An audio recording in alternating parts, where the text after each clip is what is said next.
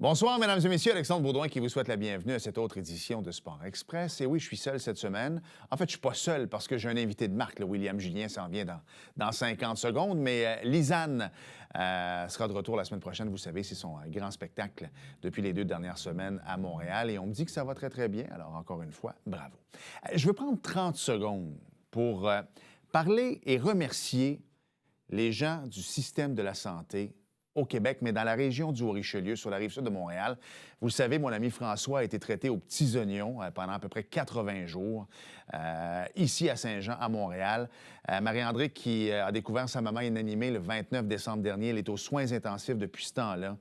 Je sais que c'est pas facile. En plus, nous, on était là durant la période des fêtes. C'est pas évident. Tu laisses tomber ta famille, mais pour vrai, là, bravo, parce qu'on chiale souvent contre les médecins, contre les infirmières, les préposés aux bénéficiaires, mais vous faites un travail extraordinaire et je tenais à le dire. Alors voilà, je l'ai dit tantôt, William Julien s'en vient pour sa Macédoine sportive. Bienvenue à Sport Express.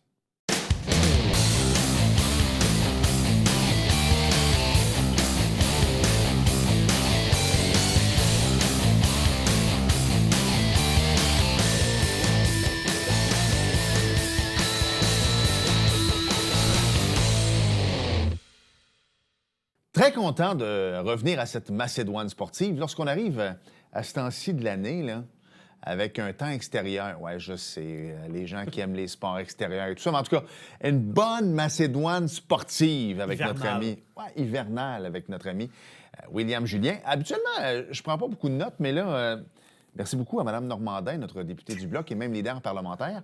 Merci pour la carte de Noël et j'utilise la carte pour... Double fonction. Exact, l'enveloppe, pas la carte. L'enveloppe, oui, effectivement. La carte, on la garde. Exactement, on la garde. Will, d'abord, de retour au coaching dans la région. Tu pensais pas que j'étais pour partir avec ça, mais... Non, c'était ça l'intention. Ah oui, c'était ça l'intention, mais belle nouvelle. Les Titans qui... Rapatrient. Exact. Retour au bercail, je l'annonce officiellement. Il y a quelques personnes qui le savent, mais le secret est quand même bien gardé. Ça s'est réglé, je te dirais...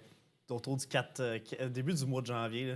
Première discussion a commencé fin novembre, début décembre, avec d'autres entraîneurs qui ont sondé mon intérêt. Je pense que j'ai pris une pause qui était bénéfique pour moi. J'ai pu me concentrer sur d'autres projets. Je reviens à Saint-Jean, je vais travailler avec l'offensive, avec les carrières. Donc, c'est un projet qui me colle. J'ai quand même coaché 9 de mes 12 saisons exact. à Saint-Jean, 7 avec les Titans, 2 à PML, si on compte, mais dans la grande région de Saint-Jean. Donc, je suis content de revenir ici, où j'ai joué, où j'ai commencé à coacher. Donc, dans un nouveau rôle, dans un rôle que je connais bien, que j'ai presque fait toute ma vie, en étant sur l'offensive et avec les carrières. Donc, ça va me permettre aussi de ne pas être entraîneur-chef, de me concentrer sur d'autres choses en plus de faire le football. Donc, c'est un peu moins de responsabilité. Je suis content. Merci à Guillaume Robert, qui est l'entraîneur-chef au niveau Bantam, qui est... C'est ça, donc c'est dans le Bantam que tu reviens. Oui, je reviens au Bantam. Donc, on va voir s'il y aura un match contre les Barons. On sera dans la même division. Sur le calendrier, on va le savoir plus tard. L'important pour moi, je voulais revenir coacher, peu importe dans quelle position. Je pense que je voulais au moins continuer à redonner.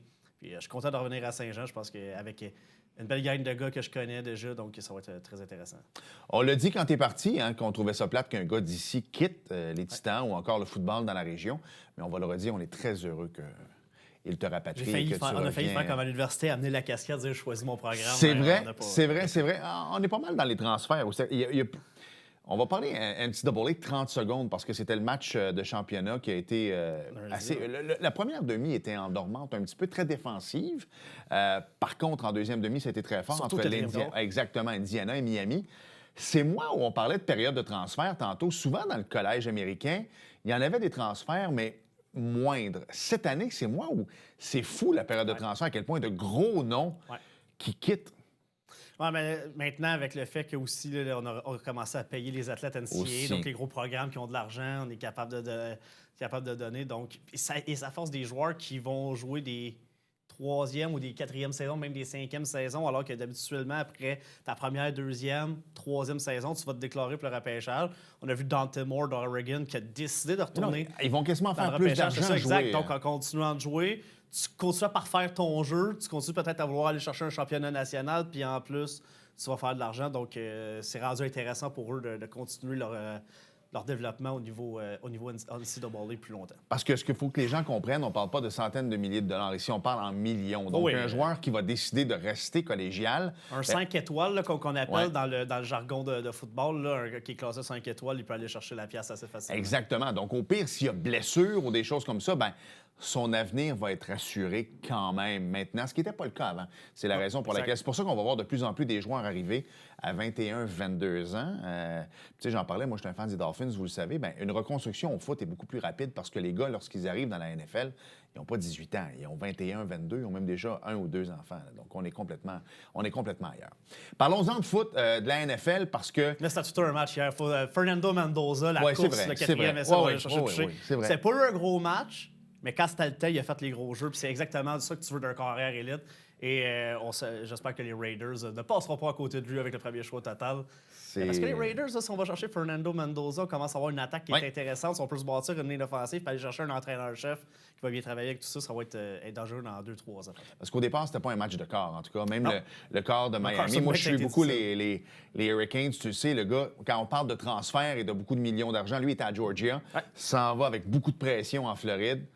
Ça a été, Mais en a fait beaucoup parce que Miami est rentré en série comme 10e équipe. Puis ils se sont quand même rendus au bout. Donc, des grosses victoires, mais contre Indiana, et grosses machines comme Indiana. Mais c'était le fun de voir ça parce que Miami, ça faisait longtemps qu'ils n'avaient pas gagné. Mais Indiana n'avait jamais gagné. Puis c'est une des pires équipes statistiquement de l'histoire Ah non, ils ont du déjà Big eu Ten. des saisons de 0, là. Donc, puis là, d'aller gagner avec une saison parfaite de 16-0, c'est vraiment cool. Là. Même le coach, puis je termine là-dessus Mendoza parce et que Kurt je... Signetti, c'est tout un duo. Mais lui, le coach, justement, que tu viens de nommer, il a toujours été dans des petites universités avant. Ouais. Et depuis 2 ans, il a comme signé Indiana parce que pas grand monde voulait aller là. Et là, bang, belle saison l'année passée, 11 victoires. Saison parfaite cette année, en plus du titre national. Bravo à eux autres. Parlons un peu de la NFL parce que... On s'en va dans le carré d'as. On s'en va dans le carré d'as. On va y aller avec ta prédiction après, mais ceci dit, c'est moi où le Super Bowl se joue entre les Seahawks et les Rams, je pense, parce que d'abord, On a un Super Bowl ton avant corps le temps. arrière des Titans pourrait quasiment aller corps arrière pour les Broncos, là, parce que c'est un peu les blessures, tout ça. La seule chose qui peut les avantager, c'est qu'ils jouent à domicile. Mais je pense que Pats Broncos Et c'est un avantage de jouer en altitude, par contre. aussi. Ça, Mais le gros match, c'est vraiment Rams contre les Seahawks. Ah, absolument, pour moi, c'est le Super Bowl avant le temps. Puis je pense que c'est les deux meilleures équipes de la NFL, selon moi. Mais tu sais, les Rams ont fini 5e, mais c'est parce qu'ils sont dans la même division que les Seahawks. Donc, il y en avait un des deux Ouais. qui allait finir 5e, peu importe de sa. Ça, c'est un peu niaiseux, leur fonctionnement. Là, des équipes qui rentrent, qui étaient... Mais regarde, c'est partout dans chaque sport. L'équipe qui gagne la division, tu as quand même le mérite d'avoir. Non, je suis d'accord, mais c'est juste qu'il y avait une équipe qui était, mettons, lors de la on première devrait pas ronde. avoir. C'est correct qu'elle rentre, mais on devrait peut-être pas avoir L'avantage du terrain. Voilà, parce que dans les premiers matchs, c'était genre un 8-9 qui jouait contre un 12-3. C'est ridicule. Mais Alex, toutes les statistiques sont faites pour être brisées. Matthew Stafford qui s'en va à Chicago Ouais. dimanche. Une victoire, je pense que c'était 22 défaites, alors qu'il fait moins 20 et plus. On va chercher une victoire en éliminatoire.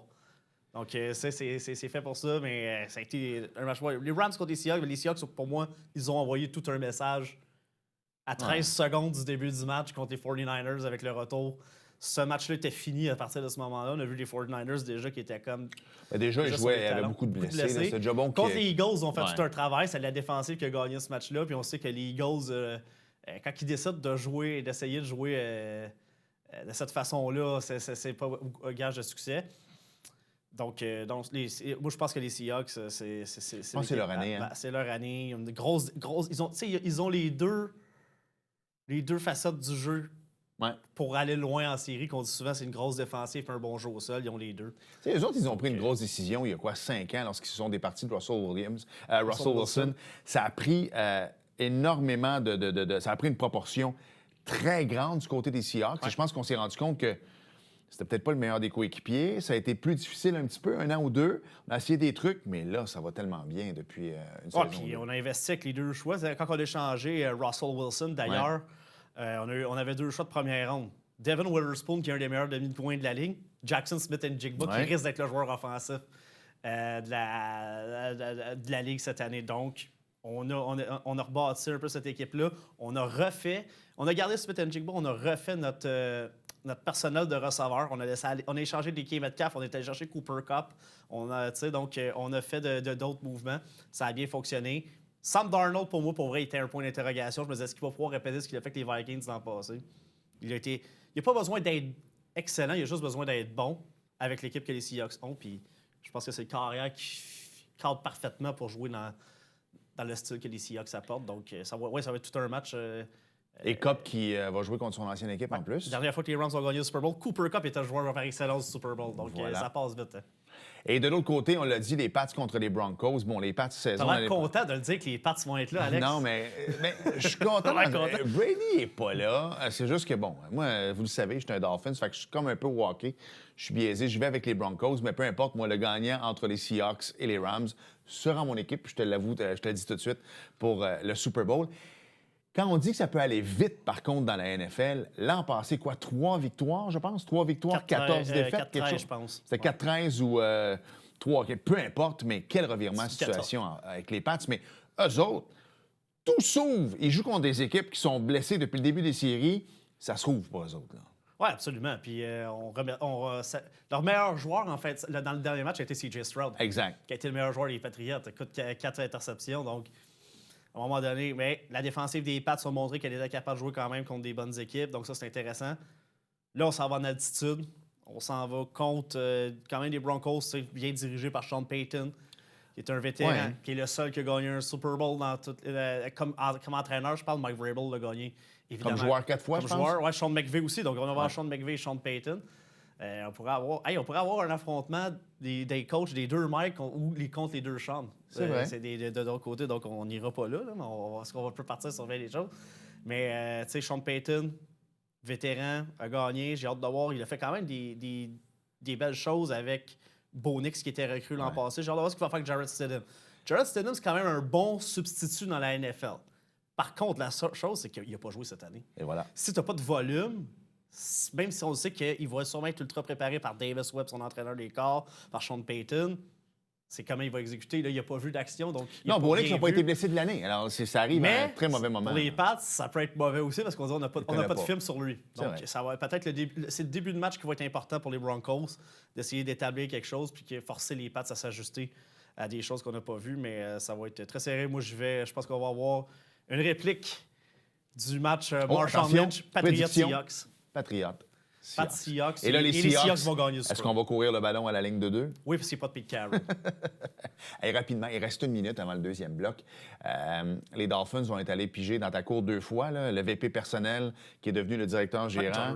Et également maintenant ton coordonnateur défensif qui est maintenant rendu l'entraîneur-chef des Dolphins. Est-ce que c'est 2 bons ajouts, tu penses? Oui, absolument. Je pense que Jeff Hafley, qui a de l'expérience comme entraîneur-chef, était à Boston College avant de devenir coordonnateur défensif des Packers. C'est un gros programme, Boston College aussi. Ouais, donc, il est arrivé à Green Bay avec une défensive assez jeune. Il a fait quand même des belles choses. On a fait 2 fois les séries avec lui comme coordonnateur défensif. La fin de match, je pense. C'est ce que j'allais dire. La fin de match contre les Broncos, contre les Bears, je pense que c'est tout le monde. C'est autant l'attaque, on a peut-être marqué trop vite. Matt Lafleur a mal géré comment ça s'est fait. À un moment donné, c'est 4e et 8. Là. À un moment donné, 8 calls le bon jeu, mauvaise couverture, qu'est-ce que tu veux faire? Caleb Williams a fait des miracles, puis il l'a prouvé aussi contre les Rams à la fin. Là. Donc, je pense que c'est une bonne embauche. C'est un jeune entraîneur qui arrive de la défensive.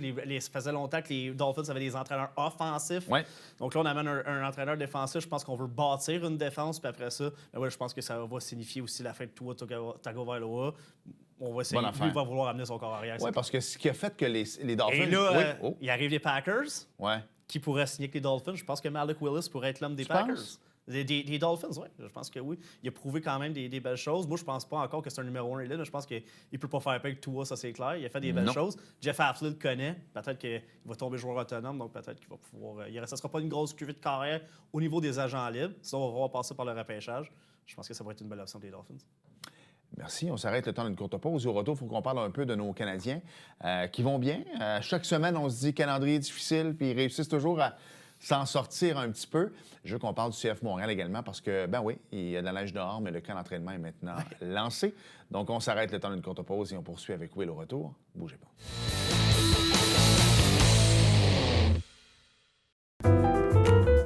À tous les mois, écoutez Dans l'œil de Miss Ray et rencontrez des artistes et des organismes qui contribuent à la diversité culturelle de notre belle région.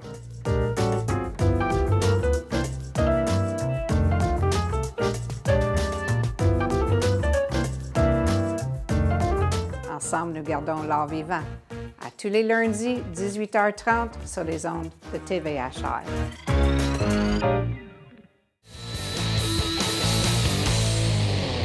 Oui, avant la pause, on parlait du Canadien, mais en fait, on s'est dit à quel point. C'est vrai que le calendrier est un peu n'importe quoi, mais je regardais les Sabres de Buffalo. C'est un peu eux qui ont une semaine ridicule. Ils jouaient en fait, ils jouaient contre les Hurricanes en Caroline lundi. Ils jouent à Nashville mardi, puis ils jouent à Montréal jeudi. Je sais pas qui c'est, en tout cas, quelqu'un a coulé son cours de géo, mais c'est un peu ça, là, le Canadien. Ils reprennent un calendrier un petit peu plus régulier. Par contre, des équipes assez extraordinaires, mais à chaque fois qu'on dit que ça va être difficile, réussissent toujours à aller chercher leurs points et tout ça. Donc, ça va. Tu sais, pour une équipe jeune, c'est quand même pas si mal. Puis là, le retour des blessés en plus. Oui, absolument. Kirby Dach qui va revenir au jeu. Nous, on enregistre le mardi. Il joue ce soir. Pour nous, il joue ce soir à la place de Texier qui, lui, est blessé. Là, mais... Exact. Ouais. Donc, ça fait du bien. Ça va être un méchant casse-tête pour Martin Saint-Louis après, quand tout le monde va être en santé. Lainé s'approche d'un retour. Il va rester Newhook. Donc, ça va un méchant casse-tête. Mais je suis pas tant sur... en fait, pas tant. Je ne suis pas sur Instagram. Sa blonde, à lui, comme dit, on commence à se préparer au pire. Fait que je pense que la famille Lainé commence à penser qu'ils vont être échangés avant la date limite. Là. Il y a des chances, mais ça va falloir... Ça te prend un partenaire pour danser. Ça, c'est pas fait encore, mais j'ai hâte de voir qu'est-ce que ça va donner. Mais c'est un méchant casse-tête. C'est un beau casse-tête. Enfin, on a Martin Saint-Louis en disant « J'ai un beau problème de faire jouer les joueurs avant. » Il fallait qu'il trouve des joueurs dans son alignement. Des joueurs qui avaient peut-être pas d'affaires dans la Ligue nationale. Donc, c'est quand même intéressant à ce niveau-là. Moi, je suis allé à Canada là, samedi, justement. T'étais là? Oui. C'était pas le plus beau match, mais regarde, tu sais, ça dit ils trouvent des façons de gagner. Ils l'ont fait. Il y avait un gardien de l'autre bord qui faisait pas les arrêts. Puis ils ont trouvé le moyen de gagner, mais toute une ambiance, ça avait l'air d'un match à domicile. C'est ce que j'allais dire. Brady Tkachuk, il lui reste quoi? Il s'est fait exact. Il lui reste quoi? 3 ans, lui, je pense, à son contrat, ça se peut-tu? Oui, 3. Si tu veux l'envoyer aux États-Unis comme son frère, t'es bien parti. Des matchs comme samedi, ça n'a pas dû... Lui, dans son auto, en s'en retournant à la maison, il a dû faire comme « Non, mais tu me niaises, là. » Puis de la façon qu'il parle, c'est le même contre les Maple Leafs, c'est le même contre les Canadiens, c'est le même contre plusieurs équipes. Je pense qu'au niveau des communications... Les équipes à proximité, oui. Oui, au niveau des coms, là-bas, ils ont complètement arrêté leur coup. C'est pas l'amphithéâtre le plus hot en ville non plus. Là. Moi, pour avoir été là il y a 2 semaines en tournoi à Canada, c'est en plein milieu de nulle part. C'est ça. Ouais, c'est ça. Mais l'ambiance, tu peux le confirmer, c'est vraiment comme les gens le disaient. Là. C'était 100%, mais pas 100%, mais c'était très canadien. C'était facilement 75-25, d'après moi, en faveur du Canadien. Donc, l'ambiance, les joueurs étaient contents d'avoir gagné ça, comme si c'était un match à domicile. Donc, à chaque fois qu'ils vont... C'est comme si les Canadiens, quand ils vont 2 fois à Ottawa, jouent 43 matchs à domicile dans la saison. C'est vrai, bien dit. Parle-moi un peu du CF Montréal, parce que les gens ont tendance à l'oublier, mais la saison débute toujours... parce que nous, habituellement, on avait des matchs locaux vers le mois de mars avec le stade, mais là, pour l'instant, on ne parlera pas du stade. Fait qu'on part toujours... Puis c'est ce qui fait que des fois, on a des mauvais débuts de saison, parce qu'on joue quasiment les 10 premiers matchs sur la route. Là. Mais ceci dit, c'est moi où je sens quand même un vent de renouveau, dans le sens que le fils Saputo, c'est pas le père, lui, il prend des décisions, parle aux médias. On parlait d'une espèce de reconstruction. Les jeunes joueurs qui disent, bien, sais-tu, nous, on aime ça parce qu'il faut comprendre. Les Européens, les gars de l'Amérique latine aiment beaucoup Montréal. Puis Montréal, en été, ça a ses charmes. Voilà. Donnez-nous une bonne équipe, on veut rester ici. Donc là, les kids veulent rester. Je pense qu'on commence à greffer quelques bons petits éléments au CF. Oui, un Brian Vera qu'on est allé chercher. Tu sais, on est allé chercher aussi... ce qu'on a fait, c'est qu'on a bien vendu nos actifs. On s'est dit, au lieu de repêcher un jeune au Super Draft de la MLS, on va vendre ce choix-là, on va aller chercher de l'argent d'allocation qu'on réinvestit dans la MLS. Donc, en ayant cette allocation-là, ben, tu n'as pas besoin de sortir de l'argent nécessairement de ton plafond salarial. Tu peux aller chercher des gars ailleurs qui sont pas des joueurs désignés, mais qui vont compter dans des contrats plus standards. Donc, c'est intéressant. Et c'est des jeunes joueurs qui ont déjà un peu de l'expérience dans la MLS, mais qui sont encore dans la fleur de l'âge et qui vont bâtir, donc qui vont arriver à terme très intéressant. Je pense qu'avec Marco Donadel, là, on garde une stabilité aussi au niveau du poste d'entraîneur-chef. Si on peut lui permettre, j'espère qu'on va lui permettre de mettre ça pendant plusieurs années, pas juste 1 an, puis de dire si on a 3 défaites au début de la saison, on le met dehors. Là. Donc, je pense que, comme tu l'as dit, je pense que Lucas Saputo, un peu plus pragmatique que son père dans la façon de gérer. Puis ça va être intéressant pour la suite, donc on espère. Il y a quand même des éléments qui vont être intéressants. T'sais, on a réussi à garder un Prince Owusu qui aurait pu attirer plusieurs équipes, puis il a décidé de rester à Montréal. Donc ça, déjà, c'est un indicatif.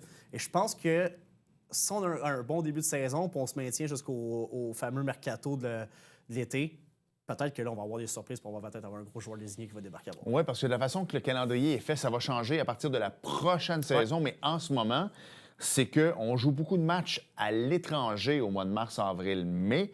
Mais après ça, lorsque va arriver le beau temps, c'est nous qui allons passer la majorité de l'été à domicile. Alors, si on peut se maintenir... Entre la pause de la Coupe du monde. Exact. Qui va être Donc, ça va être assez extraordinaire. Puis, comme je le disais tantôt, là, si vous êtes jamais allé... Moi, j'ai amené mes filles pour la première fois l'an passé, puis ils avaient été souvent à des matchs de baseball avec moi, d'aller voir les Alouettes. Elles ont tripé sur le CF Montréal et l'ambiance qu'il y avait. Puis c'était pas contre Messi, là. C'était un match de semaine, un mercredi soir. Puis là, en plus de ça, ils ont mis beaucoup de matchs les samedis après-midi l'été prochain. Exact. L'ambiance va être... Ça va être encore plus intéressant. Oh oui, vraiment, vraiment, vraiment. Tu sais, on parlait de soccer, de foot. Héros à 0 rapidement, Wilfred Nancy. Pour les gens, le Celtics, c'est le Canadien de une équipe l'Écosse. en Écosse, exactement. Écoute, il y a des chanteurs, j'oublie un nom, là, mais un chanteur qui chante la pomme, là, peut-être que Bruno pourrait me dire. Genre, en tout cas, j'oublie de ce coin-là. Je sais, c'est ton idole, Bruno, je vais le trouver. Pas Barry Manilow, mais en tout cas, ceci dit, il a complètement lancé Wilfred Nancy sous l'autobus. Il a duré à peine un mois. C'est fou à quel point le foot en Europe, c'est fort. Là. C'est un grand coach de la MLS. Là. Il a gagné. Qu'est-ce qu'il a fait avec le CF Montréal? Il est allé gagner à Columbus. Là, obtient ce contrat-là, ça dure un mois parce qu'on n'est pas patient. Puis il était arrivé là, même pas en plein milieu d'une période de transfert. Il a même pas dans un calendrier condensé où il n'a même pas presque pas eu d'entraînement pour mettre son système en place. C'est un peu ridicule comment ça s'est fait pour Wilfred Nancy, mais je suis pas inquiet qu'il va se trouver une job ailleurs. Tu penses-tu qu'il va vouloir revenir dans le confort, là, mais est-ce que tu penses qu'il va pouvoir revenir? Je pense qu'on va lui dérouler le tapis rouge en MLS. Absolument. Il y a des équipes là, qui vont avoir des mauvais débuts de saison. Je pense que Wilfred devrait rester proche du téléphone. On lui souhaite, en tout cas, parce que ça s'était mal terminé à Montréal, mais ça avait tellement été bien à Columbus. Il gagne le championnat de l'année. Exactement. Et là, décide de signer avec le Celtics. Wow, ça n'a pas très bien été. Parle-moi un peu, il reste 4 minutes. On est dans une année olympique. On a 19 jours. Moi, j'ai un feeling que le Canada va être là pour... il va avoir une médaille au niveau du hockey féminin. Moi, j'ai un feeling qu'ils vont se faire planter contre les Américaines. Moi, je pense que les Américaines sont très fortes au niveau du hockey féminin. Moi, je pense que le Canada n'est pas de taille. J'espère qu'on va se tromper. Sinon, au niveau du hockey, au niveau des autres sports, parle-nous-en un peu parce qu'il y a plein de Québécois qui risquent d'avoir de belles opportunités pour des médailles. Oui, et pas juste des Québécois, mais plusieurs athlètes canadiens qui ont des excellentes performances récemment, depuis, si on prend la séquence de fin décembre jusqu'on s'en va là, début février pour le début des Jeux. C'était 26 médailles à Beijing en 2022. Je pense qu'on va tourner encore autour de ça. Moi, je pense qu'on va être entre 26 et 30. Entre 25 et 30. Là, on a Eliott Grondin qui avait gagné 2 médailles en 2022. Qui va probablement retourner sur le podium encore une fois. Mark McMorris, qui va être à ses 4e Jeux olympiques, lui qui a gagné le bronze les trois premières éditions de Sochi jusqu'à Beijing, qui va être encore un espoir de médaille. Laurie Bloin aussi dans le slopestyle Big Air, qui avait monté une médaille d'argent, 4 pieds du podium. Là, il y a des athlètes en émergence, Elizabeth Hoskins. On a donc patinage artistique, ça va être intéressant à suivre. Là, ça va être... Madame Satek, l'Américaine qui était venue, qui était Diana Sousek. Mais l'Américaine qui danse avec Deschamps, avec elle Maxime. a eu sa souveraineté canadienne, donc ils vont patiner aux Olympiques ensemble pour le Canada. Eux, c'est une belle histoire et ils sont vraiment sur une lancée depuis ce titre en 2024 à Montréal au championnat du monde. J'ai hâte de voir comment eux pourraient peut-être causer une surprise et se mettre dans les médailles. Donc, ça va être très intéressant. On a encore, évidemment, Michael Kingsbury qui devrait peut-être aller chercher 2 médailles parce que cette année, on aura... C'est vrai, il y a 2 disciplines. On aura le slalom en parallèle qui va être intéressant. Donc. Et un qui est très surveillé, James Crawford, skieur alpin qui avait gagné une médaille de bronze, mais qui est en pleine ascension, qui est un des favoris pour le Super G. Moi, je peux vous dire quelque chose. Victoria, elle a un entraîneur privé au niveau du hockey. Elle y va sporadiquement pendant l'hiver, mais pendant l'été, c'est du 2-3 fois semaine. Puis honnêtement, elle ne viendra pas scraper mon horaire dans le sens que c'est le matin de bonne heure. Moi, il n'y a pas de problème, là, mais moi, je passe pas mes étés dans un aréna. Donc, par exemple, on loue un quart de glace entre 8 et 9 heures le matin, 2-3 fois semaine, power skating, des choses comme ça. Et la plaque tournante des entraînements l'été en patinage artistique, c'est où? C'est à Sainte-Julie. Et la majorité des champions du monde pratiquent à Sainte-Julie. C'est assez extraordinaire. Et tu parlais du couple canadien avec l'Américaine. Moi, je les côtoie. Je leur dis bonjour, bonjour. Elle amène son petit chien à chaque fois. Et ce qui est assez extraordinaire, c'est que si jamais ils remportent, le couple, une médaille aux Olympiques, moi, je vais pouvoir les imaginer l'été à Sainte-Julie, sur le bord de la cantine. Tout est fermé. Et ils font leurs exercices, leur routine avant d'embarquer sur la patinoire. Ils le font. Pendant que toi, tu es déçu que la cantine soit fermée. Ouais, exact. Et ils le font en souliers. Alors, je les vois faire leur routine, leur triple axel, tout ça, debout, au deuxième étage de l'aréna de Sainte-Julie, à côté de la cantine qui est fermée. Écoute, c'est assez extraordinaire. On va les voir faire ces... Mais tu sais, on a juste à imaginer ici à Saint-Jean, on a le Colisée Isabelle Brasseur, c'est Isabelle Brasseur qui a gagné une médaille aux Jeux olympiques. Donc, tu sais, c'est ça qu'on est fiers. Puis surtout, tu sais, on va faire suivre nos athlètes canadiens, évidemment, mais les Québécois, c'est encore plus le fun. Puis, dans les sports individuels, je pense que la majorité des médailles vont venir par des Québécois. Il y a William Danginou encore en Je pensais à dire William Julien. Non, moi... En bobsleigh? Moi, bobsleigh, mais oui, même là. Je ne sais même pas si je rentre dans le bobsleigh. Dans le bobsleigh, oui. C'est pour ça que je coach à Star. Je suis pas sûr. C'est pour ça que je coach à Star, que je ne suis plus un athlète. Je forme des athlètes maintenant. Ça en prend. Merci, William mon Will. Danginou et Kim Boutin en patinage de vitesse, ça va être intéressant à suivre aussi. Merci, Will. Hey, je te souhaite plein de bons sports. Et Go Seahawks, c'est ta prédiction. Oui. On s'arrête le temps d'une courte pause. Contre les Pats, j'aimerais le rappeler. C'est vrai. On s'arrête le temps d'une courte pause. Au retour, j'ai les noms des gagnants du bingo. Et je vais avoir aussi le nom du chanteur que Bruno, c'est son idole. Je vais le trouver. Là, ça, j'ai sorti mon téléphone. Je l'ai pas trouvé! Au retour.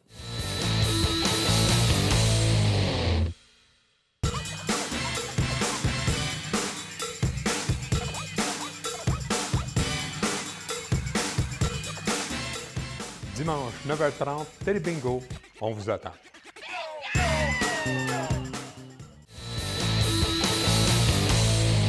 Alors, naturellement, il y avait du bingo. Le NASCAR va recommencer au cours des prochaines semaines. On est tellement contents, Louis et moi.